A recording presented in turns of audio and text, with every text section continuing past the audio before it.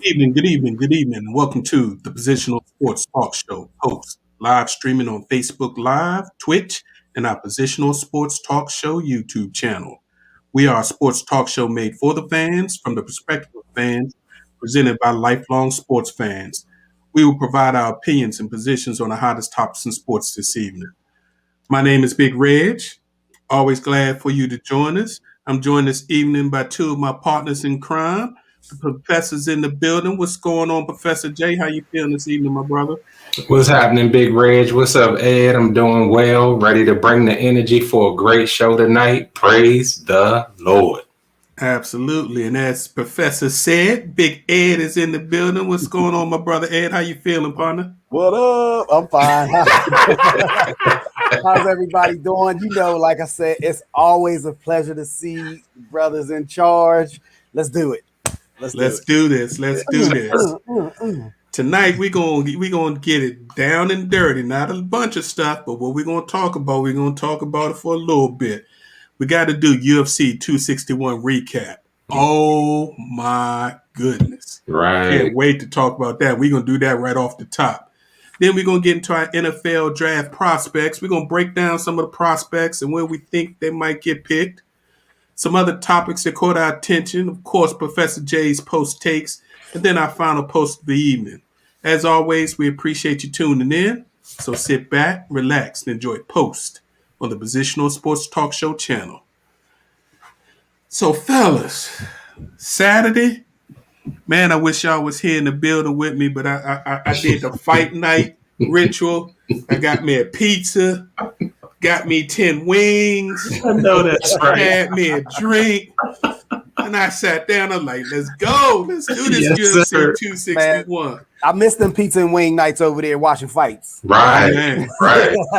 they taste a little bit better over at his crib. Yeah, they do. With that nice Well, trust and believe. Now that we all made that decision to go ahead and get vaccinated, they coming back real soon, so I can't wait. Hold up, Bridge, hit the brakes. Say that announcement again so the people can hear. We all got what? The entire Post crew, all five of us, that's right, including J3 and our man Jay Wills, have all received both of our vaccinations, and as of 2 weeks from now, we will all be fully vaccinated. So hats off to the Post crew for doing what was best for their family and friends and also protecting us. So what that means is very soon, Post, you won't be looking at 5 or 6 boxes because we can bring it in the studio. That's really get live. So let's get into this UFC 261. It was a quick night, though. Mm-hmm. The main event had 5 bouts. None of them went past the second round. So I was like, whoa. That actually was a blessing, though. Yeah. If you saw that crowd and you saw all that close contact, it just gave me the heebie-jeebies. It was that 17,000 deep indoors. Deep. Wall to ball. Oh my goodness! That made me feel a little uneasy. I could see that the athletes were happy that the crowd was there, but I don't think they was thinking about that's 17,000 people breathing on this arena. So, but yeah, people do what they need to do, so it's all good with that. So let's talk about we got to start with the main event. Kamaru Usman, Jorge Masvidal, part 2. Masvidal talked crap. As soon as the first bout was over, in the ring, he told Dana, give me 6 weeks. I'm going to take this dude out. Give me 6 weeks. So Usman, he one of those cats that it's all about, showing respect. So he told him, he's like, okay, we going to do this, but we going to do this on my terms. So he fought another fight first, then brought him back, gave him 8 weeks, 2-month training camp to get ready for this, and told everybody the week before the fight, I'm going to knock this dude out. It's levels to this. His exact words. There's levels to this. But I never imagined him literally cold cocking. Did y'all see it? Yeah. Yeah. It was. I actually thought. So I really didn't see the first fight. So so the history, I went in it with like a clean slate. It was the main event. I'm gonna sit back and watch this fight. I don't think I blinked and it was over. But Maz, for as much stuff, so what I did was I went back and listened to a couple of the press conferences leading up to the fight. Right. Just to get a feel of it. And as for as much stuff as how you say his name, Jorge, let's just say Jorge. For Jorge Top, it didn't equal. And I was trying to figure out how he was even, because he was a champion. So how was he even in that ranking? I mean, I know UFC fighters lose all the time. I mean, it's just part of it. But his record is very, very close to being just average. So I don't know how he ended up getting that fight. I really don't. But I don't think Usman has anyone else to fight. He's clear. I mean, there's literally no one else for him to fight in that division. That's the issue. I remember watching Usman in the tough competition that he won. He hasn't lost since he's been on the UFC contract. But to see him, I thought he would beat him, but I thought he would beat him wrestling. Usman's a Division II national champion wrestler. He beat him the first one, pressing him up against the fence, pressed him down. But he hit him with a boxing 1-2. He threw a throwaway left hand to distract him and knock his hand down, and then that straight right down the pipe. But see, that's a testament to Usman and him actually staying in the gym, because, like you said, Big Reg, by trade. He's a wrestler, and usually when you get into like a stressful situation, you always revert back to your strength, what you've been training for literally decades to do. And for him to start becoming like more of a striker in addition to his grappling game, I like I said, I don't know what he's going to do. I don't know if his body can take more weight, because I believe he's a welterweight. Right, 170. Yeah, 170. Okay, 170. So I don't know. I mean, that's what, 170. What is 185 middleweight? Israel Adesanya. Yeah, that was like Adesanya trying to jump up to light heavy. Yeah, that's a lot of weight to jump up to. Right. Yeah. So I don't know. With Masvidal is what he said post fight. He said that he didn't know that Usman had that kind of power, and I'm like, well, did you feel it a little bit? He said he didn't feel it in the first fight. Okay, I get that. And then I guess he didn't do his research about this man and his fights, but that's a heck of a way to find out that he actually has some knockout power after he done planted you and you down on the canvas. So the issue was that you didn't prepare, like you said, and he might have prepared for the grappling, the wrestling, and all of that, and he didn't expect to get caught like that. So like you said, Big Reg, that feint left, and then it was all she wrote. And I'm like, dang, I thought I was going to have a long night. I was glad he won because of what it means for the sport. You now have like 3 African, heritage kings that are dominating in the UFC now. And certainly, I hated to see what happened to Adesanya jumping up. And, maybe that wasn't the right move for him. But, I mean, the fight was over quick. I didn't see it. After the first round, I didn't see it going much longer. Masvidal, you can't do all this. You got to perform in the ring. And like Ed said, he really wasn't in the first fight. You didn't see the first fight, but it really wasn't a contest in the first fight. But, when it's about that money, you're going to come back for part 2, and hopefully you can get a different outcome. But this time, it was a different outcome, just not the way that he thought it should be. Yeah. They had to tell him what happened. That was the funniest thing. He's like, what happened? What's going on? Oh, you asleep.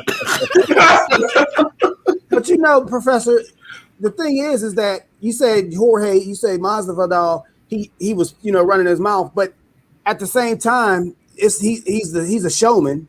It's a contact sport. It's a combat sport, but he has to sell the fight. Now UFC, they probably sell their fights better than anyone else in the sports right now. Right. But at the same time, his mouth probably did get him in trouble. But he's danged if he does and danged if he doesn't. Right. So, well, for this fight, in all seriousness, what sold the fight was knowing the doors was going to be open to people and everybody flooded back. Yeah, It could have been you and I up there fighting. They would have been in that joint. Yeah, it was crazy. It was crazy. So it's gonna be funny. Usman has one big fight that he wants to make Colby Covington shut his mouth again. He already beat him. Not only did he beat him, he broke his jaw. Mm-hmm. Yeah. But that was late in the 5th round, and it was a back and forth battle. But Colby Covington is that everybody's trying to be Conor McGregor because they see what Conor McGregor parlayed that to. Did y'all hear? 600 mil. Conor McGregor sold his majority share of his Proper 12 Irish whiskey today for $600 million. Crazy. He still has ownership in the company. He's just not the majority anymore.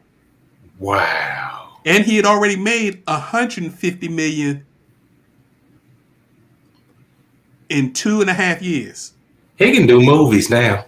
So if anybody thinks Conor McGregor is serious about fighting anymore, they need to stop. And he need to stop. Yeah. Movies. That's where he going next. He might as well just go ahead and fight Jake Paul.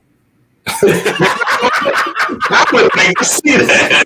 I would actually like to see that. I mean, you want to see a circus? He might as well just go ahead and fight. That's funny. Now the one of the co-main events, and they called I think they called it the tri-main events because you had 3 titles on the line.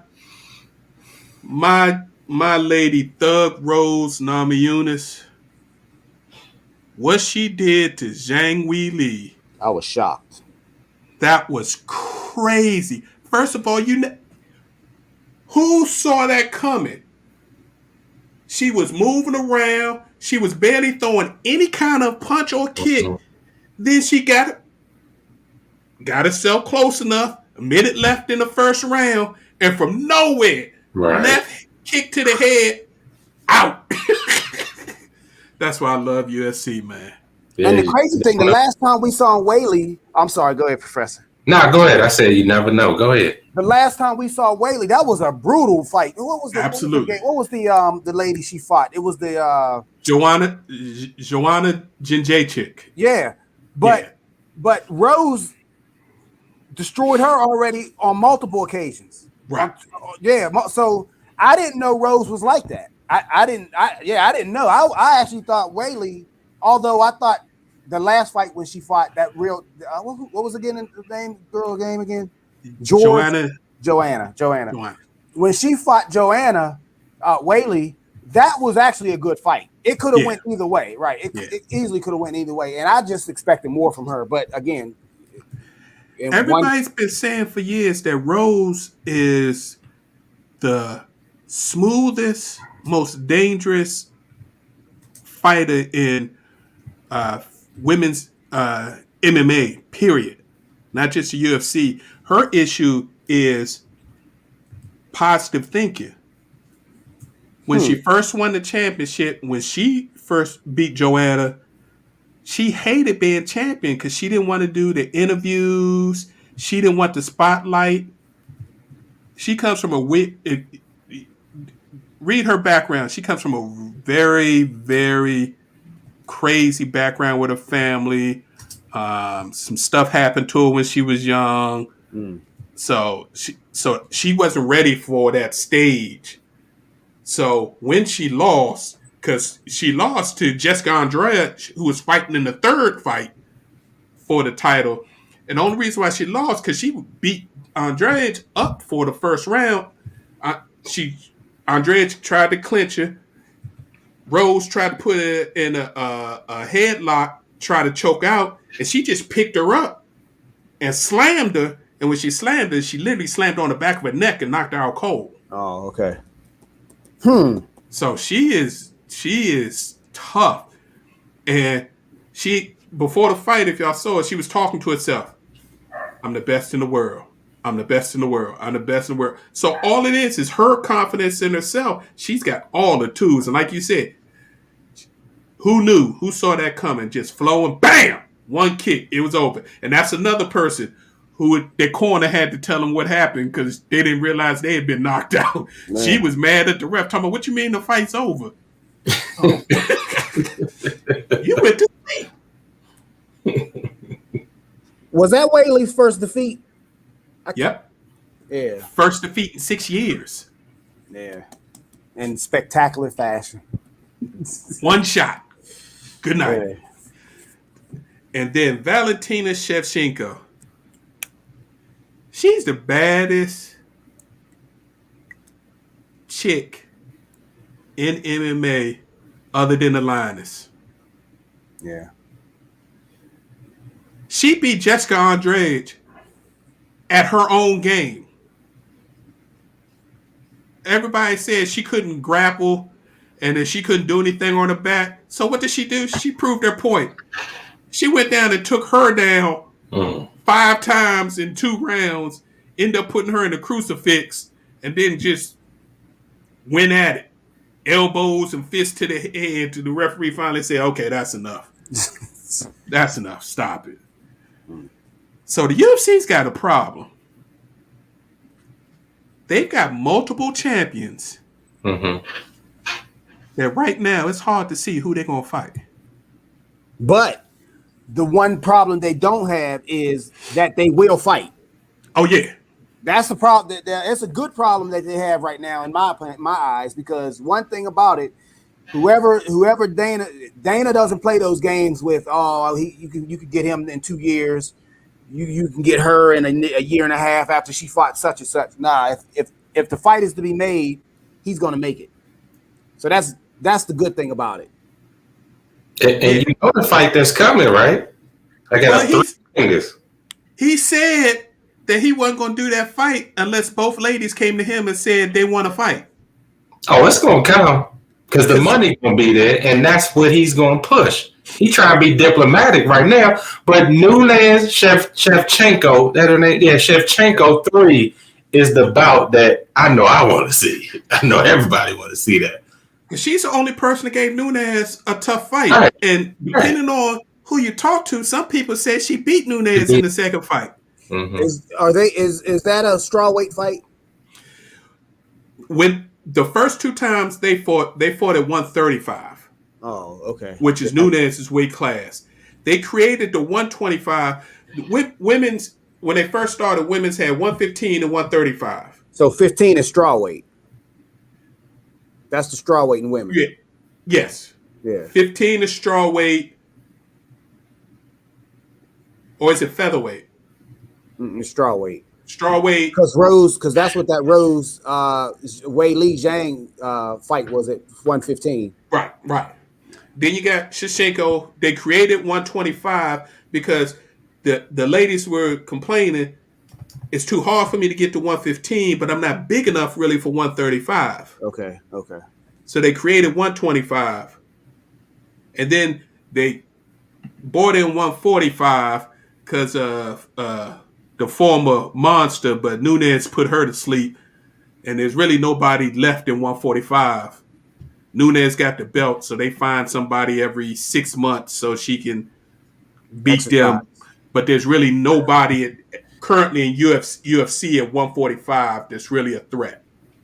So the fight is at, does Shevchenko come back up to 135 and try to take one of Nunes' belts? Because Nunes can't get down to 125. She's too big.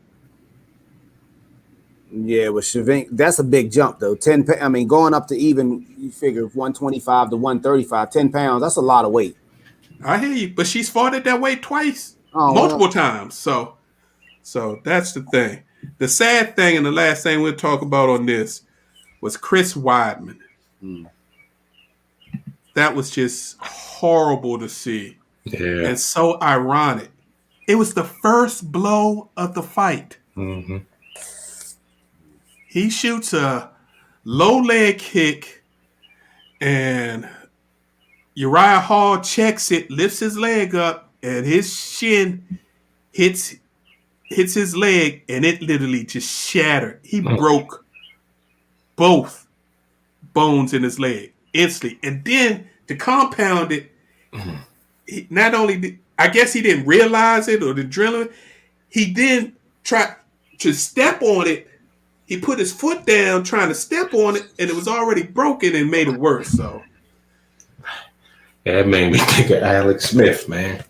Yeah. yeah, that's how kind of compound break was. And I mean, Anderson Silva reached out to him immediately because Weidman won his title Right. when Silva did that against him. So Yeah. it was just crazy. But good news is they say his surgery was a success. Thank God. That he's supposed to be off his crutches in 2 to 3 months, and he said he'll be training in 6 to 9 months and be back in a year or so. But That I was don't know gruesome. if he'll ever be right. That was gruesome. Yeah. So we got to look forward to UFC 262. That's the next big show for UFC. That's going to be on May 15th, Houston, Texas. Houston, H-Town. Full crowd. Yeah, you know it. Full crowd. He ain't going back. and the headliners are Charles Oliveira against Michael Chandler for the vacant lightweight title at 155, and the return of Nate Diaz, California's own, against Leon Edwards in the welterweight co-main event. So Dana keep doing this thing. He put on cards every week and then big cards once or twice a month. So hey. Hey, Big Reg, where's Sugar at, man? He fought about a month ago. Did he win? Yeah, he won. Okay, because I just remember that loss he took. Yeah, he Okay. Yeah. Mr. O'Malley avenged his first loss in spectacular fashion. Man, we were all shocked at that night when he lost. I was like, dang. Okay. So some good stuff is coming. Some big fights. You got the Conor McGregor supposed to fight in July.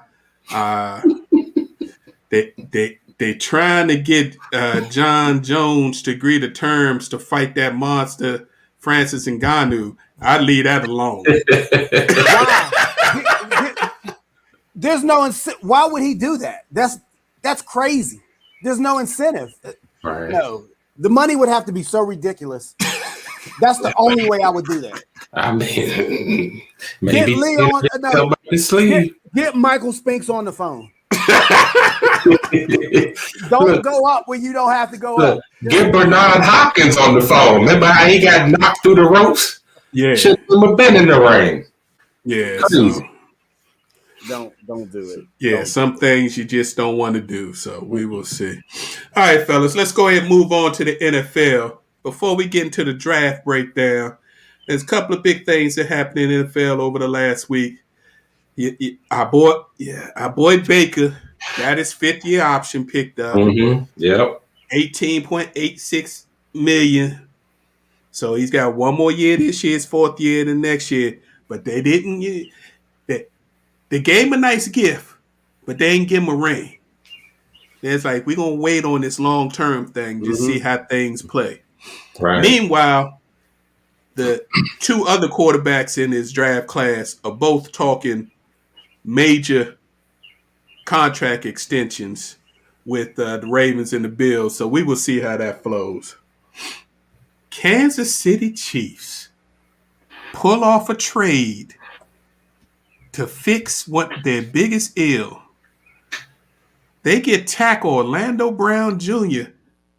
from the Ravens of all people. And a 2021 second-round pick. And the 2022 6th-round pick. And the Chiefs send the Ravens their first-round pick this year, a 3rd and a 4th, and a 5th in 2022. That was a shocker to me. I mean, I knew Kansas City was fixing their line, and they had already started to try to do that because they went heavy after Trent Williams until San Francisco made him the highest paid tackle ever. Mm-hmm. They thought they had that deal done. But to get a Pro Bowl tackle who moved from right to left and made the Pro Bowl last year at left at the Ravens, and to get him from the Ravens, that's what was shocking, that the Ravens would give another AFC team Brown. Brown said he wanted to trade, so I knew they was going to trade him. I thought it'd be to an NFC team. But Big Reg, first of all, the Ravens are. I can't believe I'm getting ready to say this. You let it go. Let it go, Ed. The Ravens personnel department is savvy, man. They know how to draft. They know how to work the draft, and they could not afford. They have a $40 million player plus coming up. They just paid Ronnie Stanley $100 million. Last year, so he's their left tackle. Brown wasn't going to be happy taking right tackle money. There was no way in the world. And then the Ravens, even if they could have wanted to pay him, they couldn't afford to pay him. Right. And don't forget, he doesn't have an extension just yet with Kansas City. So they still have, I think 2 years, 1 year control over him, maybe, and then 1 more year contract, and then they can franchise him twice if they choose to do that. Right. But nevertheless, the Ravens, it's easier to find a right tackle, and the Ravens have some issues along that offensive line. Even before this trade, they were going to have to address that line in the draft. But they're confident in who. First of all, this is a deep draft for linemen. That's a fact. And they're not looking for a left tackle, so it's easier to find a right tackle or an interior alignment in any draft.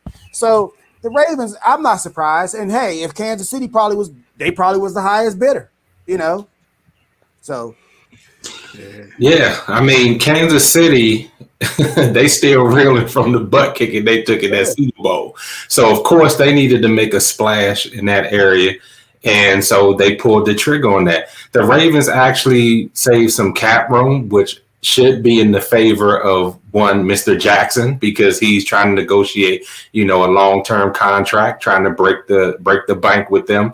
And then, like you just said, they have a deep draft for offensive linemen, especially at tackle, because Ronnie's not going anywhere. And then I also heard a report that they're pretty happy with some guy that they got on their team right now. I forget his name, but they feel that he can come in and step up on that line this coming year. But it remains to be seen. Ozzie might not be the GM anymore, but his influence is still running through that building. So I'm sure that the Ravens draft board has run past his eyes and he's put some input on what they should do in the draft. And it'll probably include alignment. I think that this move hurt at first because I didn't like the move to a team that you're actually competing with for a Super Bowl. It actually could come down to that. But if the cap space issue, getting my man long term and really looking at the draft for linemen and maybe picking somebody, in free agency or in a trade, that would solidify that line could be one. We just seen what the Washington football team did. I know we about to get there by bringing back a player that they had previously, but I think it's a solid move, more so for Kansas City than the Ravens, because I think Kansas City will be the cream of the crop of the AFC again, but they had to solidify that line with a known talent that they could probably cater to because he wants to move over to the left tackle position. And one more thing on that Brown thing before we, this angle that I was thinking about. First of all, the player involved in the trade, Brown, has a history with the Ravens. They've known him since he was a little kid. His dad played for the Ravens. Yep. His dad played for the Cleveland Browns before they became the Ravens. Yep. So there was a history, and I think they really wanted to do right by him. They knew that he should have been paid. They knew he was a talented guy. If you remember him coming out of the draft that year, everyone assumed he was a left tackle, and he had a poor workouts leading up to the draft, and that caused him to drop down into the third round. But by talent, before that draft process began, everyone was already. He was a first-round talent. So, but I really think the Ravens wanted to do good by themselves. Obviously, it's a business decision, but they also wanted to do right by the young man. I feel you. And Ravens are very adamant. If you don't want to be there, they get you out of there. Yeah. So he was adamant he did not want to play right tackle. And just a backstory, his father, Zeus, Orlando Brown Sr., he was the one, if y'all go back in your memories, a referee back then when they used to use flags that actually had weighted BBs in it. Mm-hmm. Hit him in the eye. Yeah. Ruined his vision. He couldn't play any longer. He ended up suing the NFL, won a settlement, but then he ended up dying. He was only like 40, so he never saw his baby boy make it to the NFL. But he told him, "You're a left tackle." So he's just trying to, all that's weighing on him, and he finally got a chance to play there and was a Pro Bowler. Was like, "Nah, I'm not going back." So, speaking, Professor brought up the Washington football team. Hey, things have changed there. Prior to Coach Rivera and this regime coming, he would have got paid last year. And they would have been the ones with the big contract. But they liked guard Eric Flowers, but didn't think he was worth $30 million over 3 years. So they let him go to Miami. So he signed a big contract with Miami. Miami's doing some interesting things. Their new offensive coordinator and all that, they're really trying to change that team to make it, I think, more Tua-friendly, including the line. So they're changing some stuff. So Eric Flowers gets traded today back from Miami back to Washington, and they're swapping a late-round pick. As of when I last saw it, they hadn't said what the picks were. But to get a starting caliber guard, whether he plays right or left, he can play either one, for $3 million. Because Miami's picking up $6 million of his $9 million contract this year. They converted it to a signing bonus. So Flowers got a $6 million check on the way out the door. That's good. That's a beautiful thing. That's good. Yeah. He gonna make $22 million in 2 years. Hey, ain't bad if you can get it. My only caution is that in Miami, he had a lackluster year. He was up and down, and now we're bringing him back. The guy that he, really rejuvenated his career with at guard, was it Donald Penn? He's no longer with the team. I'm just kind of leery that he can duplicate or even surpass what he did the year before when he was here and he rejuvenated his career. But I told you guys a statistic last week. The last 3 drafts, the Giants took tackles, and all of them turned out to be bums. Where did Flowers come from? He came from New York. Came here, put him at guard, rejuvenated his career, and then I don't blame him. I would have taken the money too, but I'm just scared about the fact that he didn't have that same type of year that he had here. Maybe it's this DC go-go and cooking and stuff that he rejuvenated. Mumbo sauce and wings. Yeah, give him some mumbo sauce and some pizza and let him do his thing, but I hope it works out because we've been talking about it. That line has to get solidified. If Sheriff can play a full season for the first time in his career, then maybe they got something. It's a $3 million show me deal. Yeah. Because next year's contract isn't guaranteed. So if he plays well, you got him next year for fairly cheap. And if Sheriff gets hurt again, that could be an insurance policy to say, okay, we out the Sheriff business, and then you just need another guard. You got him plugged in, so it'll be interesting. Yeah, but I think it's all about fit, though, and I think he'll do well back in DC. And the reason I'm saying that is because New York obviously wasn't there. He was out of position in New York. It was a distraction. The first time the guy had real money, he was in New York City. That's a recipe for disaster. Some can handle it, some can't. Then he went back to his old college stomping grounds with money in Miami, although I'm sure they gave him a couple dollars when he was at Miami. No offense, Hurricane fans. But and it was COVID, so things probably just went awry. But I think I think that's a good pickup for Washington. Yeah. Still no excuse, Washington. Alignment in the draft. Stop playing around. They will. So let's go ahead and talk about some of these players that will be picked up on Thursday. And my disclaimer to all the listeners out there: anything you hear in the next 48 hours, Don't believe it. don't believe it. It is mad line season now. You're gonna hear reports about people that pop up all of a sudden right before draft. A lot of times it's from a team trying to sink somebody's draft status so they can fall to them. So just don't believe it. We all know quarterbacks are going to go 1, 2, 3. There's a possibility they may even go 1, 2, 3, 4.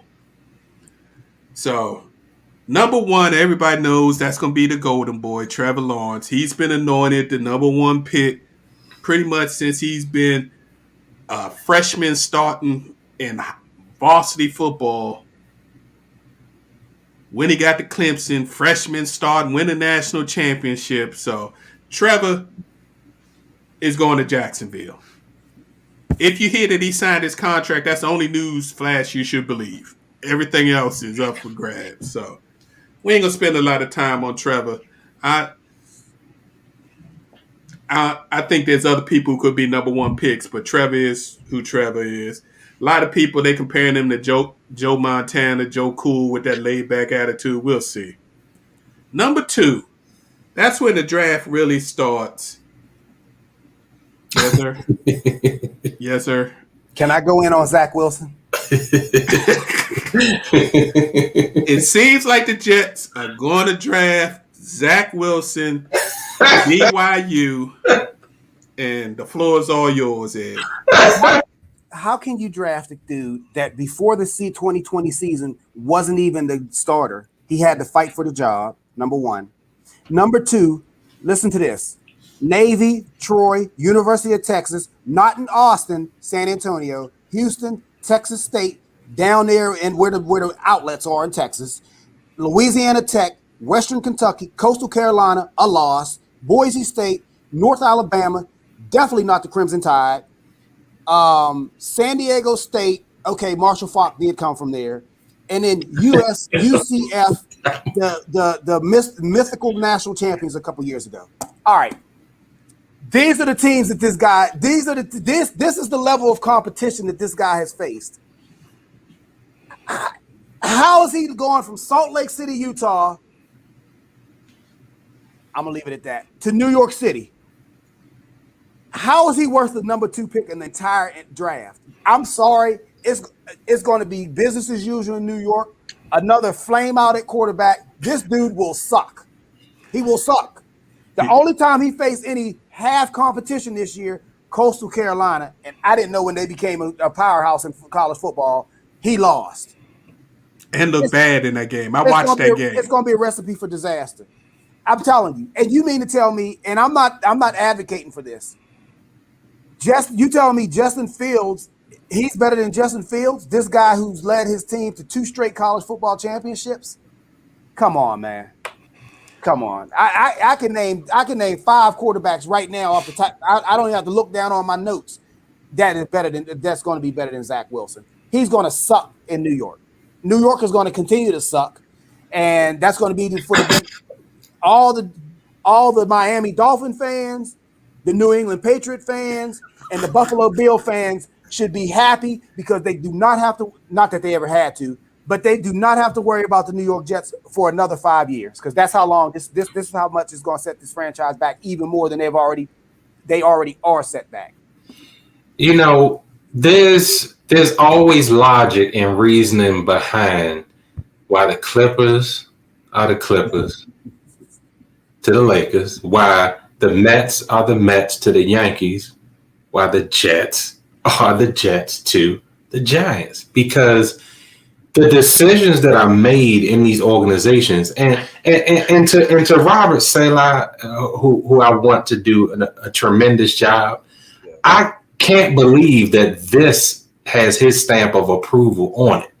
And this goes to a deeper issue that we beat the drum all the time on this show about the type of power that our coaches and quarterbacks that they actually have once they've given these positions. Because you said it. You look at Fields, you look at Mac Jones. I mean, any other quarterback other than probably Trash down in Florida, this guy should not be elevated to the position that he's in. And I was laughing before you started because I see who he's comped to.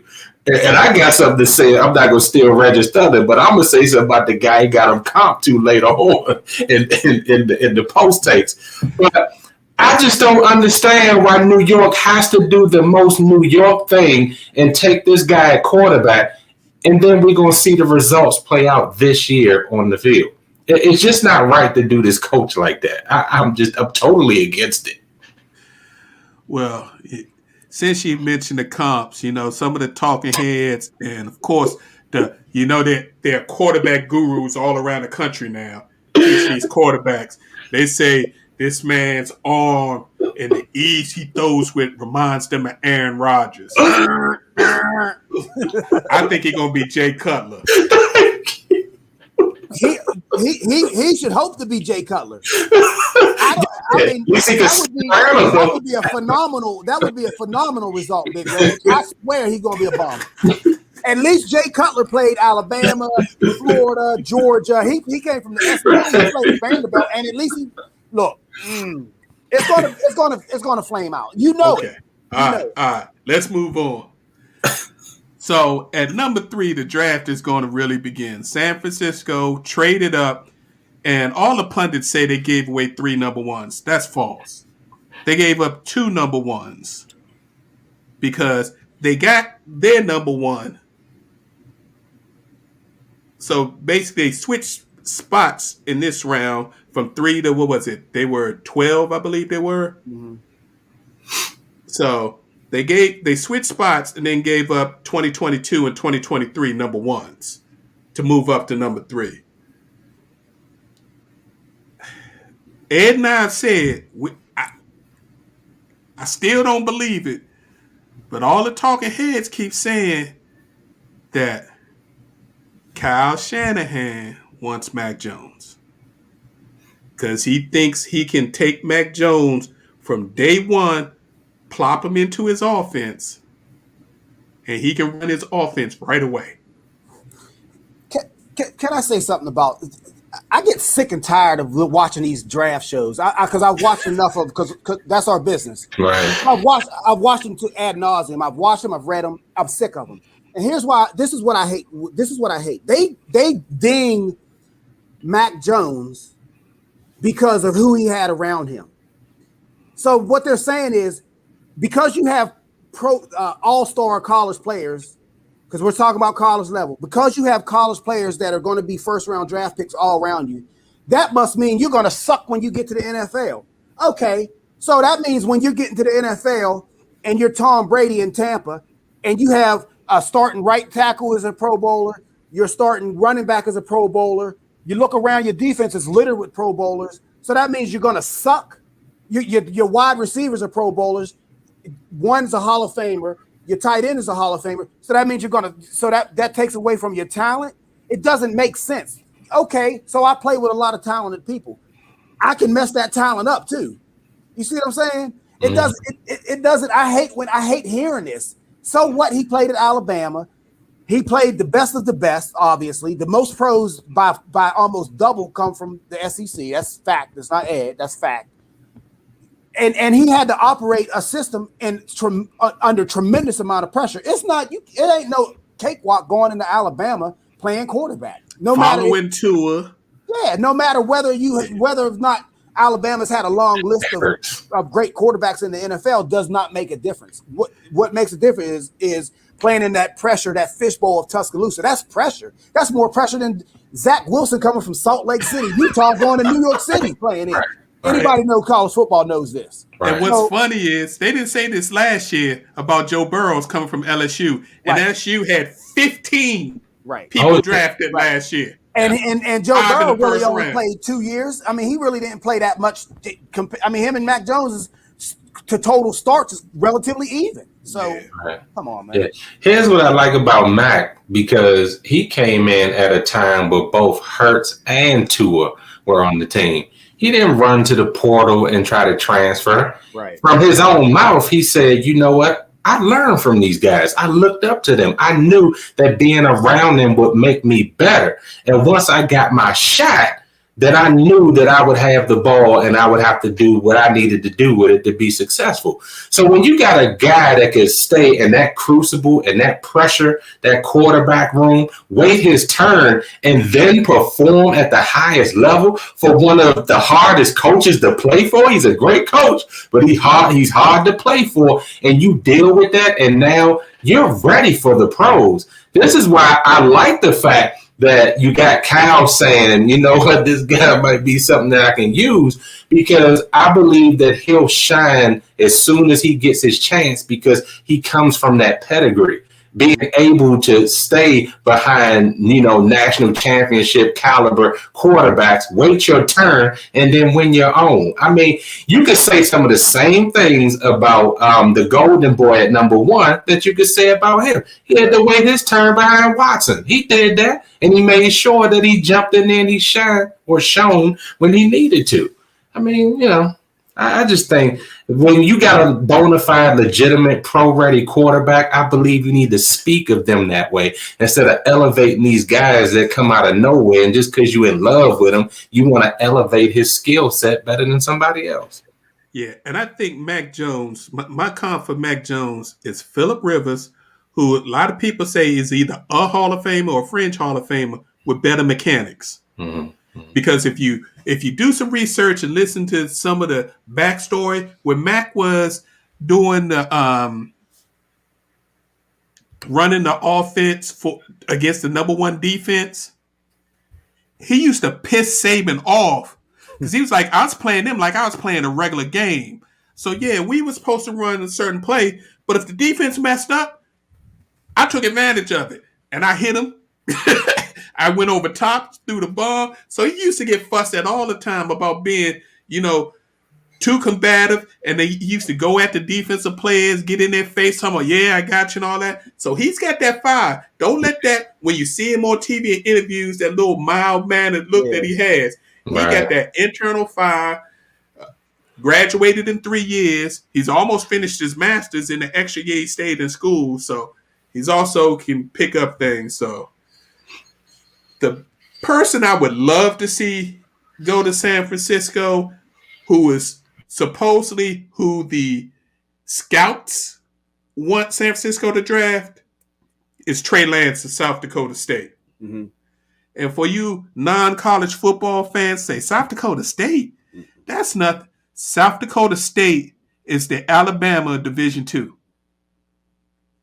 They won 7 of the last 10 Division II national championships, even after replacing the coach. He led the last national. Matter of fact, they're playing in the playoffs right now. They play this weekend because they decided they wasn't going to play in the fall. They played one kind of showcase game so that Lance could play and some of the other seniors that were draft eligible. But they're actually playing in the Division II playoffs this weekend. They won their first game. But this young fella, as a red shirt freshman, led them to the national championship, was a beast, 6'4", 224 pounds. If he goes to the right organization and they allow him to grow, I see Deshaun Watson too. But see, that's the issue right there, though, Big Reg, what you just mentioned.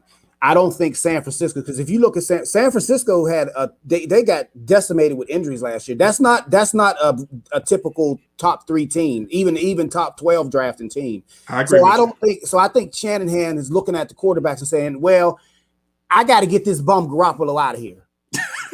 And because I got to get this bum, I need somebody that I know that if I coach him right, he can drive this caddy, and because Garoppolo can't.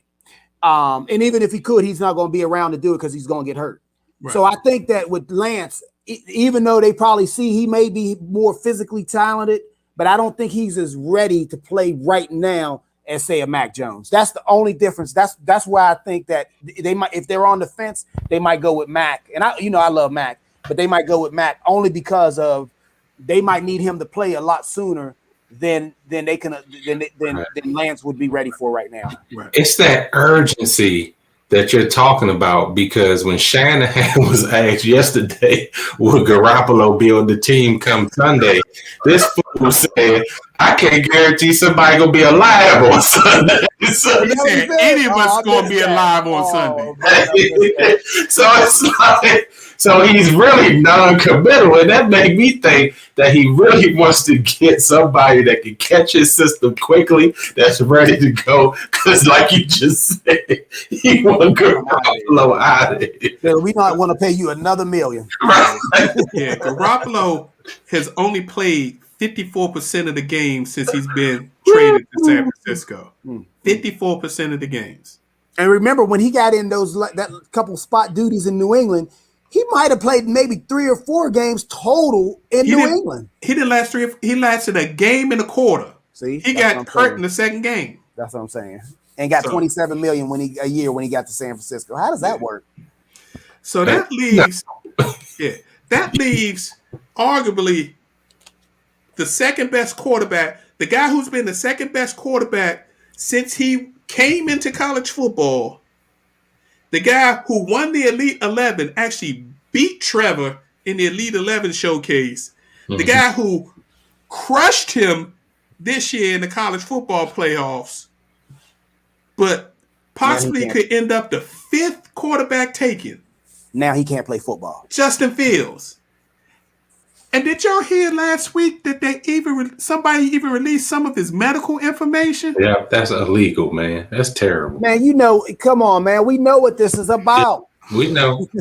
We talk about it all the time. We know what it is about. Come on, that's what I was saying about Zach Wilson. I mentioned Justin Fields. I was like, come on, man. Now you tell me this bum. This man was the number 1 recruit. Depending on who you believe, it was him and Trevor, back and forth.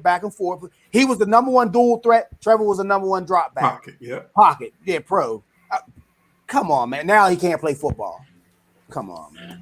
Yeah, it is terrible what they did to him. I was glad to see some of those talking heads, though, over the last 10 days come out and actually defend Justin Fields when those stupid rumors come out. Mm-hmm. Oh, he's not, he doesn't work hard.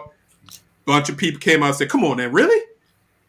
You using them code words again? Oh, he doesn't go to past his first read. Oh, no. In fact, he goes to his second and third read more than anybody else in this draft. They showed that. They showed it. So, like, what are you talking about? Yeah, so it's obvious. As BJ said, ain't nothing hidden about it. They out front.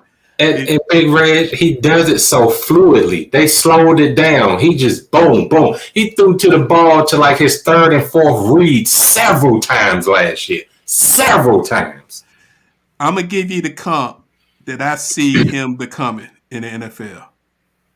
Got to go back a little bit. Not too far, a little bit. Mm-hmm. Steve Ed McNair. Mm-hmm. Mm-hmm. But I think he's further along at this point than Steve was coming in. Right. Quiet. You did everything on the field. Was a true leader. Everybody loved him. Cannon of an arm. Can run, but don't want to run. Would rather throw it, but will do whatever. He showed he'll do whatever it takes. And tough as nails. Exactly. That boy played the whole college playoff with broken ribs. Yeah. And called it a hit. Come on, man. Crazy. Yeah. So crazy. Yeah, for you fans, some QBs that may get picked, probably not late first round. One may sneak in late first round, but those top 5 are definitely going in the first round. But definitely second round. Kyle Trask, Florida. He had a phenomenal year last year. He threw 42 touchdowns last year. Little stiff, more of a pocket guy. But this is a guy who persevered. He didn't start a game for 6 years in between his last start in high school and college. 6 years, but kept to it. I kind of think of him as kind of that Kurt Warner type. If he goes to the right organization, he can have a good, successful career. He go to the wrong organization, like when Kurt Warner was at the Giants, it could get ugly. Patriots. I think one of the steals of the draft, if you want to get a quarterback non-first round, Kellen Mond, Texas A&M. I like him. He started for 4 years. I like him a lot. He's one of those guys, he ain't flashy. Right. He does a lot. Everybody gravitates to him. He's this year's draft's Dak Prescott to me. Because Dak was the same way at Mississippi State. If you watch Dak in Mississippi State, he's like, he's good, but I don't. Right organization that does the right thing. And then everybody loves David Smith at Stanford. I never seen him play, so I can't speak on him, but they say he's going to be late first round, second round, because he's Stanford. They say he's supposed to be the next. I hope he don't go to Pittsburgh. Yeah. You know what? Before we move on, I actually wouldn't be mad if the Washington football team took Kellen Mond. I wouldn't be mad at that pick. I really would. Why, Professor J? You sat up here all the time talking about they don't treat black quarterbacks right in Washington. Man, I'm just feeling like with a minority head coach, with things turning around in this city, we can get a flash and get a Doug Williams again and win a Super Bowl. You know, you just never know. But you can get him later, not give up the farm like they normally would do for a quarterback, and then you can slide him in there. He don't have to start right away. You can ride out Fitzpatrick and Mr. Heineken and all of that. Get him ready for the next year. You'll get another year of solidifying that line. I'm telling you, I would not be mad. That would be an actual smart pickup for this team. But not the first round. No, not first round. Second or third. In that first round, he'll be there in the second. Okay, I can see that. I can see that. The plan for Washington, I told y'all, they building a team to drop a big-time quarterback in it next year. Look for Deshaun Watson to be a Washington football team player after all this stuff works out. Don't say that. Drop him into Washington, give up 2-3 first rounds, and keep it moving. You think all that's going to work out, Big Red? I hope so for the brother. I hope so. That's a lot of women, man. I feel you. We ain't going to get on to that sidetrack. Let's go ahead and keep it moving. We'll talk about that later as it moves on. The next big group. Hold on real quick. He got that problem. What are you going to come to D.C. for? You can't put him in Atlanta or D.C. No. But go ahead. We'll talk about that later. Let's talk about the wide receivers. The top three are kind of unanimous, depending on which order you like. Devontae Smith, Jamar Chase, Jason Waddle. 2 Alabama, 1 LSU. That's about right. Seems like they're trying to dig into our man Devontae. All he did was win the Heisman. When his boy Jalen Waddle went down after the first quarter, the fourth game. So everybody slanted their defense to him. All he did was shred the rest of the NCAA for another 8 weeks.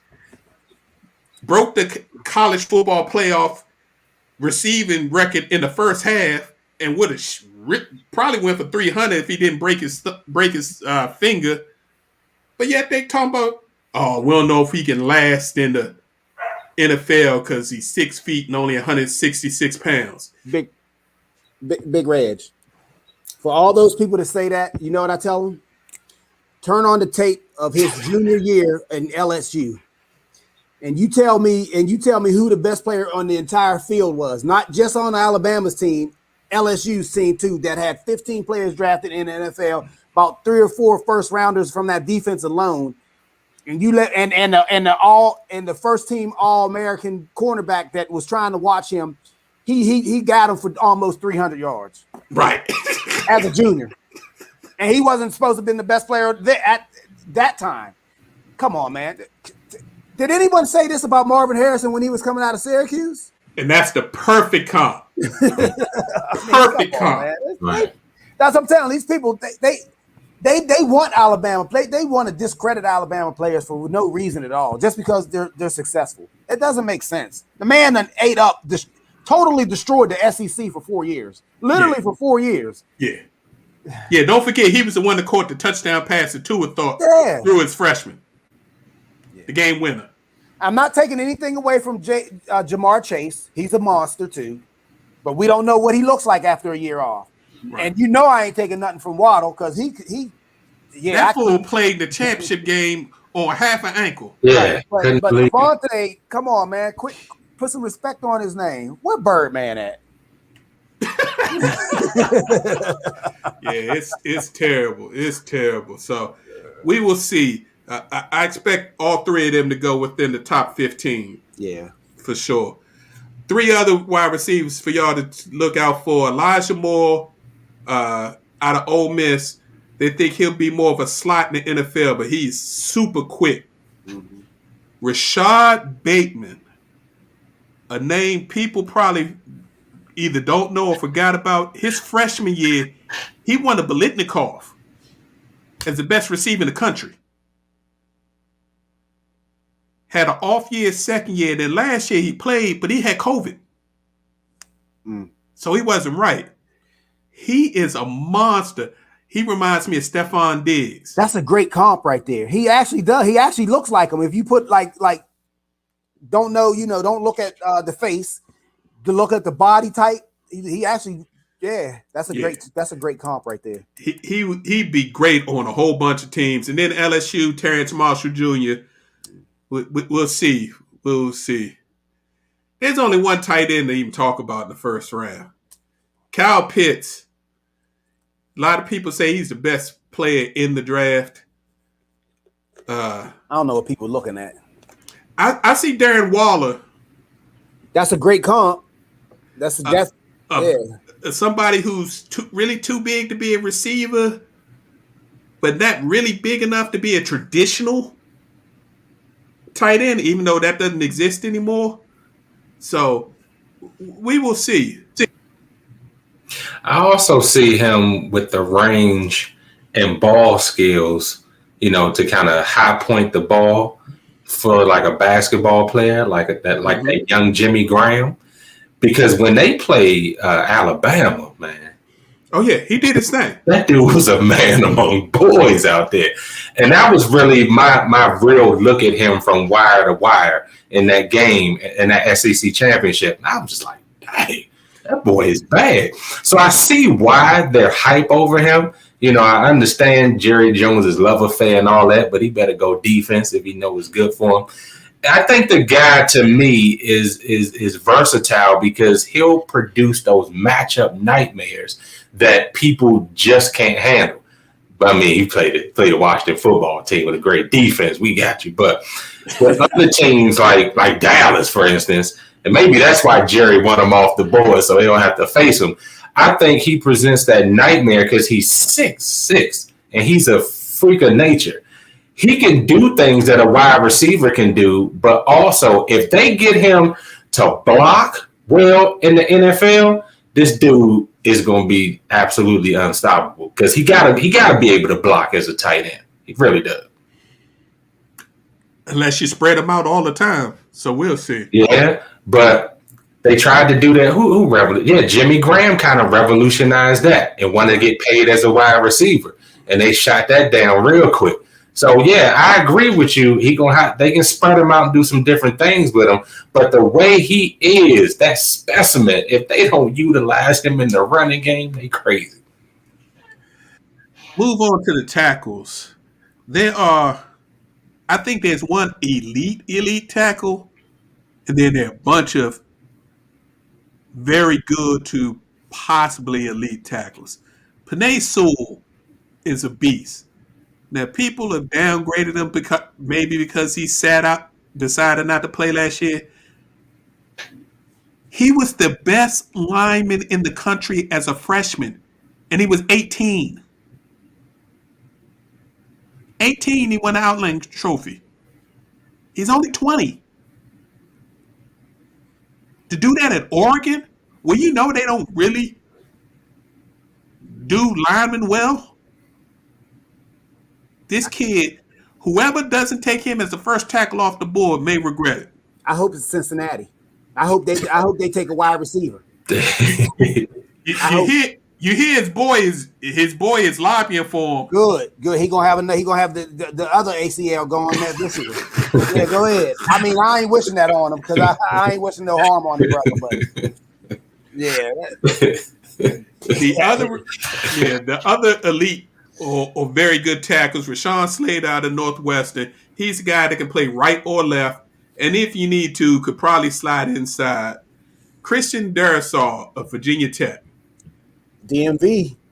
I think he would be. I'm not sure if he could do left tackle right away in the NFL, but he definitely can play right tackle right away, and could possibly slide inside as well. And then you got Tevin Jenkins, who everybody says is right tackle only, which is going to hurt him. They said he can't play inside, never played inside, but definitely can't play left. And then Alex Leatherwood. I know he's an Alabama guy, but I like Alex. Alex is versatile. Don't forget, Alex can go. You could knock him down. You could drop him down inside. He has guard experience. You could tell he could play right tackle or left tackle. Plus, he got a lot of that dog in him. I like Alex. He's a 4-year starter. I like 4-year players. I know a lot of people don't. They say, well, they reached their peak, but I kind of gravitate towards 4-year players because, particularly if they come from good organizations, or that's what they are, good organizations. I just like Alex, and it's not. I mean, it is because he's from Alabama, but I just see him. He's a technician. He has experience. He's been well coached, and he has versatility. He's versatile enough to play either inside or outside. The only position he didn't play at Alabama was center. If they draft him with the intention of making him a guard, I think he can be a Pro Bowl, if not an All-Pro guard. Okay. I just think there was a few times him at tackle where he wasn't quick enough. Well, then put him on the right side. Well, the right side's getting dangerous nowadays. So, all right, let's go to the running backs, and then we'll jump to the defense. I know that's what Professor want to talk about anyway. He want to talk about the linebackers. You want to talk about Notre Dame's linebacker. That man's a beast. But the two running backs that'll probably get taken in the first round, because the NFL has got a thing about running backs in the first round. They try their best to not do it. But Najee Harris of Alabama and Travis Etienne of Clemson are first-round talents. No ifs, ands, or buts about it. Period. Stop. Mm-hmm. But Najee is the best of the two. Yes. They haven't seen the full package of Najee Harris yet. And if he goes to a team and they unleash all of his capabilities, everybody thinks that he's just a little smaller Derrick Henry. No. I'm gonna make y'all think he's a bigger Priest Holmes. I'll go back in your back. Priest Holmes was with the Ravens. He was good. They sent him to Kansas City and started throwing him the ball out the backfield and let him line up at different places and unlocked him. And Priest Holmes was the man. Mm-hmm. Najee Harris can do all of that. Alabama didn't need to throw him the ball that often, even though he did catch 40 balls last year. Right. Don't sleep. But they had weapons all over the place. I can see that. Me personally, I likened him to Adrian Peterson because I like his running style. He can be that bowling ball type, but he can also have good soft hands out the backfield as well. And I think he's a tough player. I think that he would be a great fit for Ed's team. I mean, I don't want to go there. Please. I think he'll be a great fit for the Steelers because he's that workhorse. You can rely on him. But I like that Big Reg. I like the Priest Holmes combo. I do. Yeah. If y'all want to see a freak of nature, Google Najee Harris workouts. Mm-hmm. You'll see a freak of nature. That man box jumps like 40-something inches regularly. He at 6'1", 230 pounds, doing all that, he's just amazing. So Travis Etienne is going to be a beast if he goes to the right system. I see him as another Ezekiel Elliott. He can do it all. He can catch. He can run. But he ain't as have his personality. Thank God. Yeah, he's a quiet guy. That's a good kid. Yeah. He's a quiet guy. I would love to see. I hope your Steelers get him in. Yes, But I've could been you hoping. imagine him in Buffalo? No, don't go to Buffalo. No. We got enough. One thing they were missing. My quarterback. No. Well, they're not unless they jump over and unless they jump in front of Pittsburgh. We gonna have first dibs. Woo. So let's talk about these linebackers. Hold up, Reg, I gotta stop you. Okay. I know he's not a first round talent, but just an honorable mention. Chuba Hubbard from Oklahoma State. Yeah. That's going to be a steal somewhere in the middle round. Yeah. He was a first round pick coming into the year. Yeah. Oklahoma State had a terrible year. He had a bad year. Mm-hmm. I don't think his mind was on football because remember, he was heavy on the social justice thing. He was beefing with his coach. Right. So his heart wasn't in Oklahoma State anymore. Right. Yeah. So, you're right. Cuba Hubbard should be nice. He'd be a nice pick later in there. So let's go ahead and talk about these linebackers. Because I don't think there's really any difference makers at edge rusher / DN in this group. Yeah. Jalen Phillips, who played with Miami, he possibly could be, but that man's had 2 back injuries. And his head's been concussion problem. He had concussion problems when he was at UCLA. Yeah, so we're gonna skip them. Defensive tackles, probably the only possible difference maker, Christian Barmore out of Alabama. He was the best defensive interior lineman I saw all year. But then again, he wasn't consistent all the time. He wasn't. His motor ran hot and cold. Right. But some dudes that go 120% all the time are these young linebackers. Yeah. And there's 3 of them that are monsters. Micah Parsons, he sat out last year. Penn State linebacker. He's been training since August. He moved to California and has been training since August for the draft. Getting himself ready. He ran a 4.39 40 as a 246-pound linebacker. That's sick. This has Devin White all over it again. And if Devin White was the linebacker for Tampa Bay Bucks that was all over the field making every tackle. This dude can do it. He's bigger than Devin White, and he can rush the passer too. Mm-hmm. He is a monster. I hope I keep seeing him in DC. He would be nice in DC, but I would take either him or the next guy. Yes. Yeah. The next guy. Owusu Koramoah from Notre Dame. 6'1", 220. He was a safety in high school.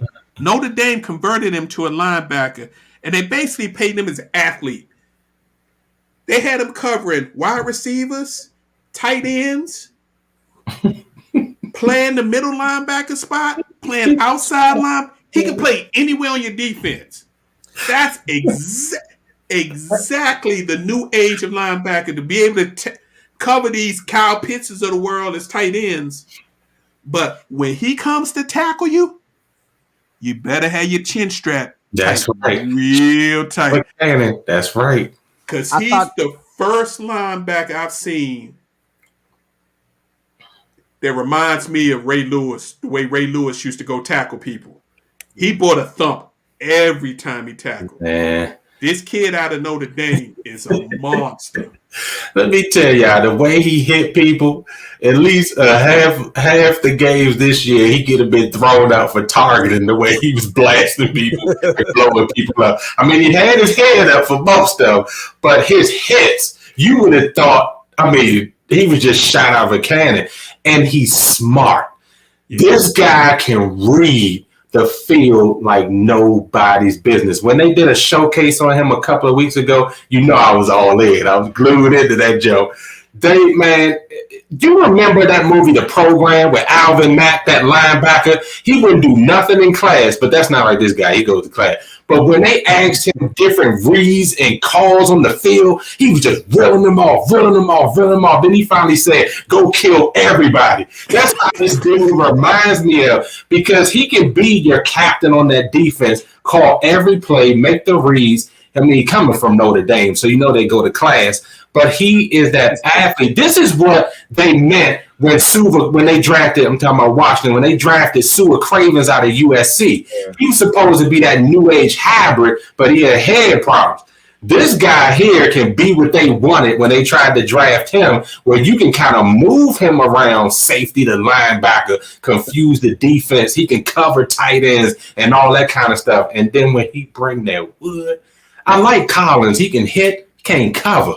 But when he bring that wood, man, it's going to be so lovely. And I like Parsons too, don't get me wrong. But because my heart is in Notre Dame, I hope they pick him up in the first. And I thought it was interesting that Pro Football Focus actually graded him the second best grade covering slots. Right. Meaning that basically he was a cornerback. Right. He's a linebacker size covering receivers in the slot. Right.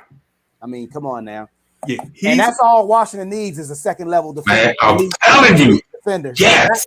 He would never get touched. He'd roam free. He's never going to get touched. Yeah, he would be perfect in their system for what they want and what they need. And the last one you mentioned, Xavier Collins. Xavier Collins is for that team that needs a big stud, old Pittsburgh Steelers type middle linebacker. This dude is 6'5", almost 260 pounds, but he ran a 4.5 40. Yeah. I wouldn't mind him being in the black and gold. I mean, huge. He reminds me of Dante Hightower, the way he plays up in New England. Wow. So, yeah, those are the big ones. And then the DBs. Which of DBs you got? The lineage crew. Patrick Surtain II. And your boy J.C. Horn.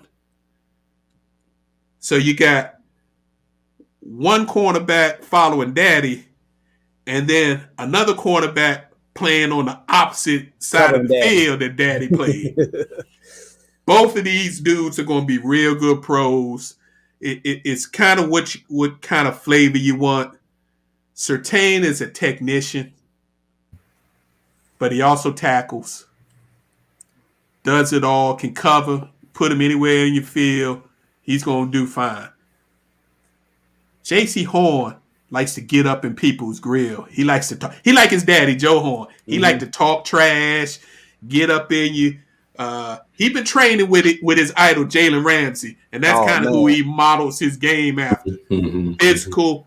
I'm going to get in you, get after you. So if Dallas gets one of these two kids at 10, if they don't do nothing stupid and trade up to 4 to draft the tight end, I think they'd be very happy. Anybody who gets one of them two kids is going to be extremely happy at DB.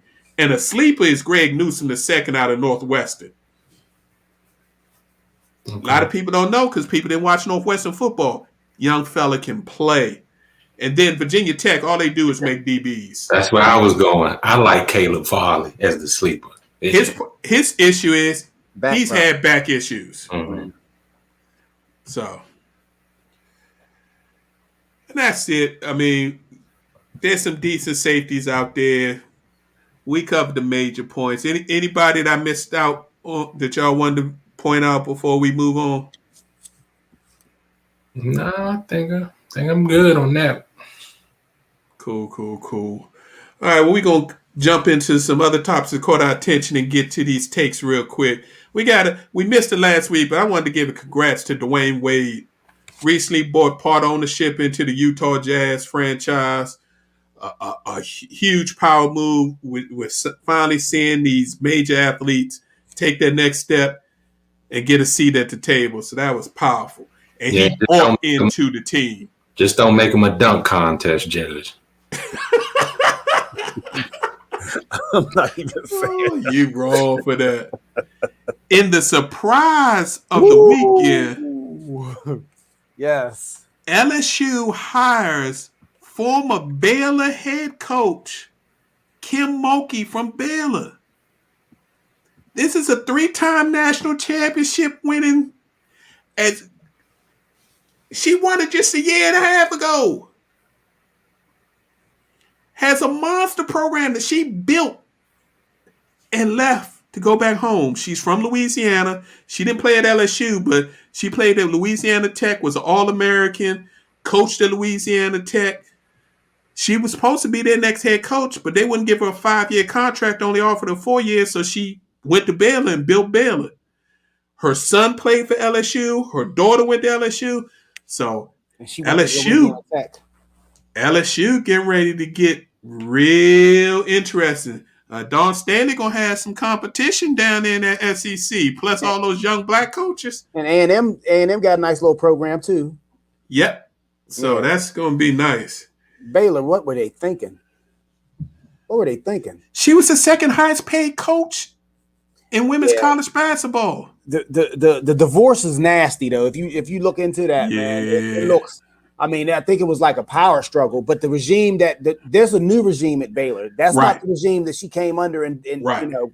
And they don't like her talking out and saying whatever she want to say. Absolutely, absolutely. Like that idiot stuff she said at the last tournament, talking about we need to stop testing. Stuff. Yeah, well, I mean, just because you're a great coach don't mean you know what to say out your mouth sometimes. So, I mean, she still is a good coach, though. Yeah, true story. Great coach, not good coach, a great coach. Rumor has it that somebody in Saudi Arabia has offered $150 million site fee for the Joshua Fury heavyweight title. Yeah, y'all heard me. $150 million site fee. That means each fight is split 75 million, because it's actually some more above that for the actual undercards and all that. That's before the pay-per-view money. So that fight's going to happen. They finalizing deals. Look for that in July or August. That's crazy. And lastly, I got to give a shout out to Simone Biles. Y'all know we like to point out the ladies. Simone left Nike for Athleta. For y'all that may not be familiar, Athleta is a women's sporting branch of Gap. And they have some nice commercials out talking how they're designing clothes for every size of woman, short, tall, big, small. She said she wanted to go with a company that was more in line with supporting her causes, especially girls and women's causes. So Nike's had two big major oopses. You lose Simone Biles right before her last Olympics, and last week they lost their state of Kobe Bryant. Idiots. Mm-hmm. Something's going on at Nike. They better get it right. They're going to look around and they're going to be falling behind. All right, Professor, you ready for your takes? I know we ran a little long, but I can't wait to hear these. Yeah, I'm ready. On that last note, the chapter or book is not closed on the Kobe Bryant estate and Nike. They're kind of still leaving the door cracked for a new deal. Now, they are saying that Kobe, prior to his death, was planning on doing his own shoe outright. But we'll see what happens, in the interim of that. All right, to the post takes. All right, this week I got a treat for y'all right before the draft. This is the NFL Draft first round QB carousel notables since the year 2000. Y'all can get y'all pens out for this one. It's real good. All right, come one, come all. These rankings are sure to get you fired up. They're from number 60 down to number 1 greatest first round draft pick of quarterback since the year 2000. So if I'm going to do the inevitable and give you number 1, I have to start with number 60. So can you guess who it is? Can y'all guess who it is? Real quick, who you think? Just give me one. Who you think number 60 is at the bottom of the list? Well, Jamarcus. Probably Jamarcus Russell. But that might not be fair, though. I don't call out the brother. No, it's not Jamarcus Russell. I thought it was him, too. But it's actually Jordan Love comes in last. But Out of fairness, it is because he has not played a down. Number 59 and should be number 1,000 is Paxton Lynch. All right? Need I say more? Maybe John Elway's hand ailment caused him to botch up the drafting of real quarterbacks. Moving on to number 58. Yes, it is Jamarcus Russell. What an embarrassment. He was supposed to take the league by storm, but took the league by donuts. He hardly threw any touchdown, so he kept a donut on the scoreboard, and he blew up by eating donuts. He was the lone banishment from LSU until Darius Geis came along. Okay, I hear you, Big Reg. I'll just stick to quarterbacks. Coming in at number 55 is Jake Locker. He is the reason that Ed now rants about Ryan Tannehill on this show. Locker was supposed to be the heir apparent in Tennessee. He had to retire after 4 seasons because someone forgot to tell him you actually have to perform in the NFL without getting hurt and throwing picks. It is funny how RG3 got killed when this dude took the cake for injuries and foul play.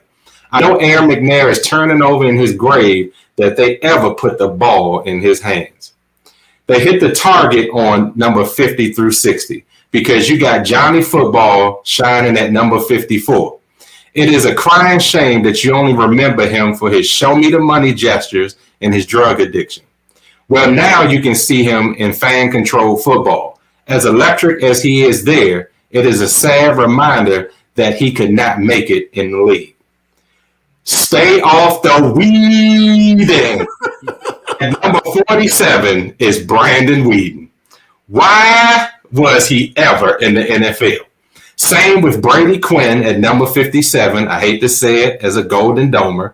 The Browns knew how to draft and destroy first-round prospects. Even if they get to other teams, they are just shell-shocked for the remainder of their careers. Okay, here we go, Washington. Let's just get this out the way. Number 52 is Dwayne Haskins. Number 40 is Patrick Ramsey. Number 36 is Jason Gamble. This pains me so much. If you dig back before the year 2000, you have to add Heath Schuler. The Washington no-names have squandered a rich tradition of winning with poor to mediocre quarterback play. We flash for a second with number 35, Robert Griffin III. I still can't get rid of those 3 jerseys with that iconic 10 on them.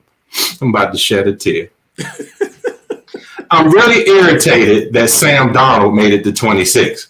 I don't usually go after my sources, and I'm not going to do that. But I am not sure what was snorted or smoked here in this scenario. I guess the argument is that the jury is still out. Yet, you ranked him ahead of Jameis Winston at 27 and Teddy Bridgewater at 28. Even with injuries, Bridgewater is miles ahead of Darnold. Jameis threw for 5,000 yards 2 seasons ago. Sam would certainly need 2 seasons to do that. And let's not forget, he got beat out by old Joe Flacco this past season. At number 24 is Sam Bradford. No, not my namesake. Yeah, you read it right. On what planet is he ahead of Kyler Murray? The young pup is already more electrifying and healthier than Sam ever was. The last QB to fleece the NFL with the astronomical rookie deal did okay with the Vikings, but he never reached that top 10 status. He was no Andrew Luck. And he was the reason for the rookie salary cap. Yeah. So let's close this out with none other than Jay Cutler at number 20. Made the top 20 at 18. Like, I was frowning at this. Don't close your laptop. Just remember that this is since 2000. We don't take Jay Cutler seriously. Let's look at notables who made the top 10. Mike Vick, number 9. Cam Newton, number 7. Lamar Jackson, number 5. Patrick Mahomes, number 2. And, of course, the inevitable number 1, you guessed it, that bad man, Aaron Rodgers. But the impact is clear. The QB that revolutionized the game at the position of number 9, Vic, and the other black QBs broke the top 10. They were all willing and waiting to take the league by storm, and they're still killing it with 3 MVPs amongst them on that top 10 list. You got Cam Newton, you got Patrick Mahomes, you got Lamar Jackson. The 3 MVPs are Lamar Jackson, Patrick Mahomes, and Aaron Rodgers. But the impact is clear. The QB that revolutionized the game at the position of number 9, Vic, and the other black QBs broke the top 10. They were all willing and waiting to take the league by storm, and they're still killing it with 3 MVPs amongst them on that top 10 list. You got Cam Newton, you got Patrick Mahomes, So take a look at that, y'all. Pay attention to the narratives that go around about our black quarterbacks leading up to the draft. It is clear what the issues are. I'm out. Back to you, Big Reg. Quick question: was Deshaun Watson not on the list? He was on the list, but they had him stuck, I think, low 20s. What? Yeah, they dogged him too. Yep. Yeah, I got a problem with whoever made that list. But, Yeah. I share that with you offline. but I appreciate that little look back and to see what's going on in the NFL in the past 20 years. It's been some dogs out there, boy. Yeah. It's been some bad, and it's been a bunch of teams that consistently drafted poorly at quarterback. Right.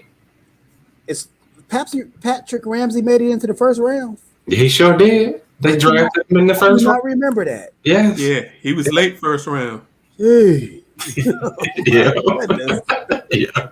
Shooter, man, that's the killer. Woo. Cool. All right, well, it's about time for us to get ready to get up out of here, fellas. So it's time for our final post. What you got for us, Ed?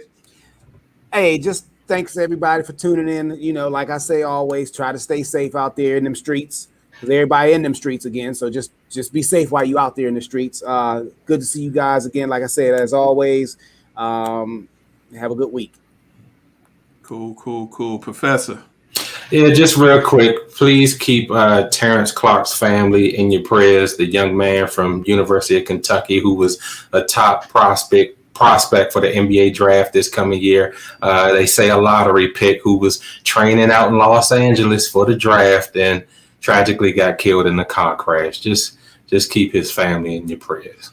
Yeah, that was a shame. I'm going to keep it on an upbeat note this week. Folks, it's draft week. I don't know about y'all, but I'm a little bit of a draft nerd. I love watching the draft. Thursday night, I watch the red carpet. I'm going to watch the whole first round. I'll be back Friday to watch the second and third round. I tap out after Friday, but I'm a draft nerd, so enjoy the draft. And for our cohorts out there, the leg game, please be safe. The leg game is actually going to Cleveland to watch the draft live. Fellas, be safe out there. We're thinking about you. Hopefully, we're going to try to get one or two of them on the show with us next week so they can give us the feel of what was going on at the draft 2021 in Cleveland. And 2022, look for posts to be in Las Vegas for the draft. Yeah. It'll be my first trip to Vegas. Oh, wow. Well, Ed, I have to show you around.